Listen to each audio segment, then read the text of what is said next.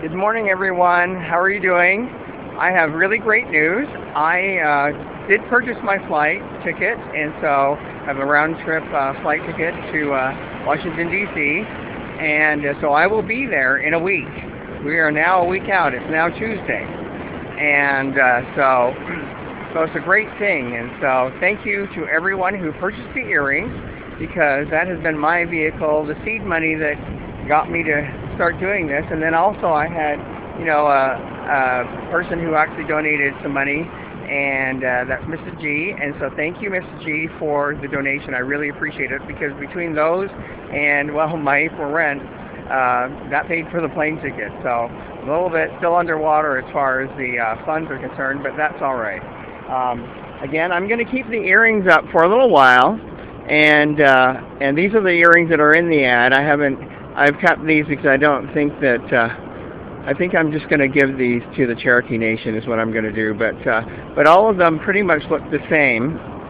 And let's see if it's different lighting there. And they're going to come in the red box. And I'm going to keep the eBay ad up for a little while longer, and to see if it garners any interest. But as far as I'm concerned, I'm still in that deciding factor of whether I think it serves its purpose or not. And for me, I think it has, but I do want to give a few people the opportunity to actually purchase the rest of the earrings that I've made. But anyway, again, I'm one of the adult pre-ICWA Indian adoptees supporting the birth father and the Cherokee Nation. But what I also wanted you to also know is that there are many other briefs there, and there are other websites that have the briefs on them. They're Native American websites, and I'm not exactly sure which ones they are.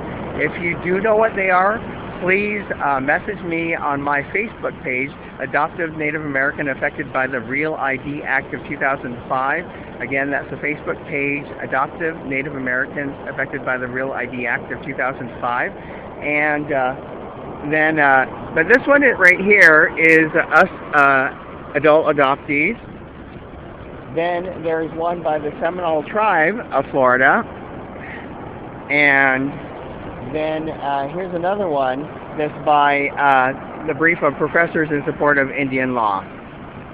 It looks like the sun's just barely coming up over the horizon over here. And so anyway, I just wanted you to also realize that we're a generation of people that are able to we're a generation of people that are able to YouTube and be able to use social media very well.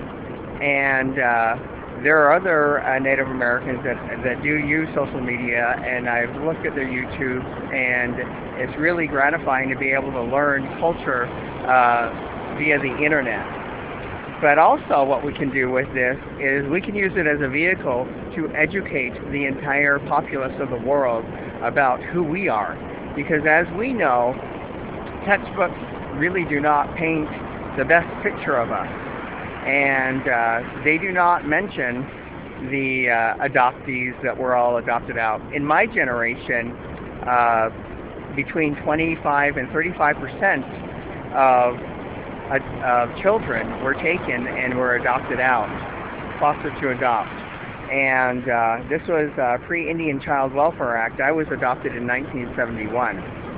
And so we really need to be really need to know our history, and we need to be able to share it. And one of the tools is online, but also you can write about it too.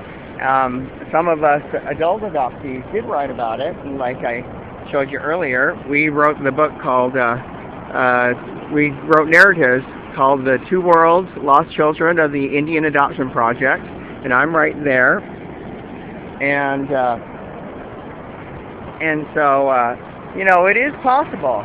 There are people that do have interest in that, and it's a good idea to write your history, and because if you don't write your history, nobody knows, about our culture and everything. And at this point, I have been adopted out, and I've gone back, and now I have my Native American, I have my certificate of Indian blood and my Navajo Nation birth certificate. I don't have actually a state of Arizona birth certificate. I actually have a certificate of no birth from the state of Arizona.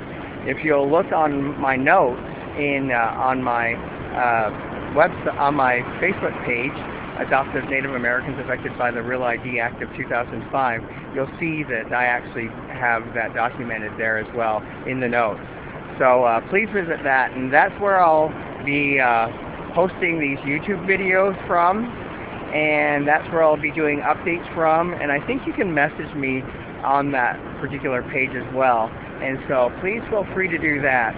I have to get to work like everybody does, but I really am looking forward to seeing everybody that is showing up in support of the father and the child, and this is going to be really great to see everybody. And so, I'm excited, and I hope you are too, and it'll be nice to see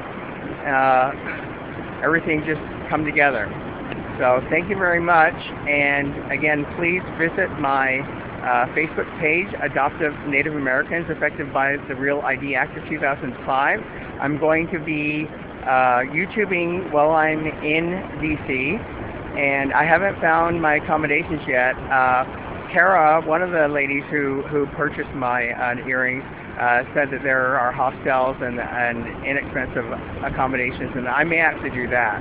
And she mentioned that there was a Marriott hotel that might be Native owned. I don't really know that though, but I haven't gotten that far yet. And so I'm going to be looking for that. So if you know of any hotels or motels or hostels or anything like that that are inexpensive, like really inexpensive, then please message me. I would really, really appreciate that. Message me on YouTube or preferably on my Facebook page.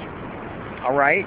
And so, anyway, again, the earrings are right here. Oh, it's sunlight now. You can see them. That's what they look like.